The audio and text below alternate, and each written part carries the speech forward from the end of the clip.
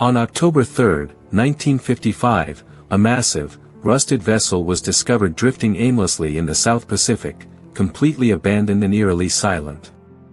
The MV Joyita had been dubbed unsinkable by engineers, yet she was found wallowing in the swells with a gaping, ominous hole in her side.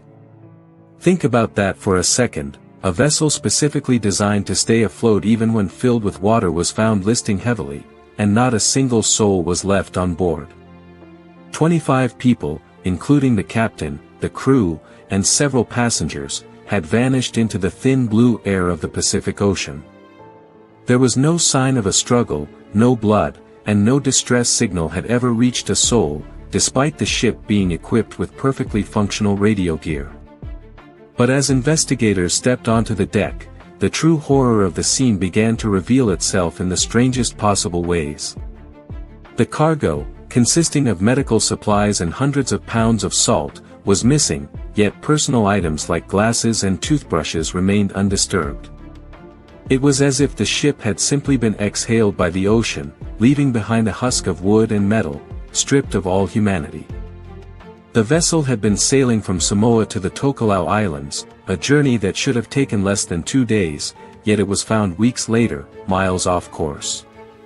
Why would an experienced captain steer a vessel toward oblivion, leaving his passengers to a fate that remains unexplained to this day? And here is where it gets disturbing. When the investigators checked the life rafts, they were gone, suggesting a panicked escape. But escape to where? The middle of the Pacific, where the nearest land was hundreds of miles away, and the sharks outnumbered the humans by 1,000 to 1. Local folklore suggests something far more sinister than a simple mechanical failure or an act of piracy. Some claim the Joyita crossed into a patch of ocean that doesn't obey the laws of physics, a place where time and space hold different rules. Could 25 people simply walk off a ship into the dark, churning water, driven by a collective, unexplained madness? The official report pointed to a broken pipe, but that explanation is as hollow as the cabin found empty of its occupants. A broken pipe does not explain the missing cargo, nor does it account for the strange, inexplicable state of the electrical systems found on board. The batteries were drained, which implies the lights had been burning for days, illuminating an empty ship that had no master. Can you imagine the terror of being the last person on that vessel, watching your companions slip away one by one, into the black abyss of the sea?